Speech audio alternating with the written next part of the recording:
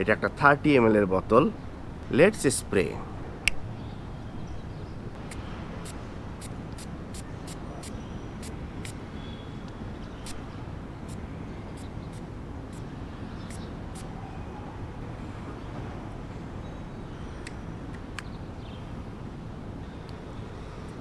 Spray করার সাথে সাথে একটা ব্যাপক অ্যালকোহল ব্লাস্ট আপনার নাকে যায়, আপনার মাথায় বাড়ি দিবে। কিন্তু একটু সময় যাওয়ার পরে আপনি 90s কিডস যারা আছেন, তার মানে এখন যাদের বয়স ধরেন আপনার 30 থেকে 40-45 বছর পর্যন্ত, তারা এই গন্ধটা তাদের কাছে খুবই পরিচিত। এই গন্ধটা আপনারে নিয়ে যাবে একদম আপনার ছোটোবেলায়। আপনি যে সেলুনে গেছেন, আপনি নিশ্চয়ই আপনার বাবারে দেখছেন সেলুনের মধ্যে যায় শেভ করতে।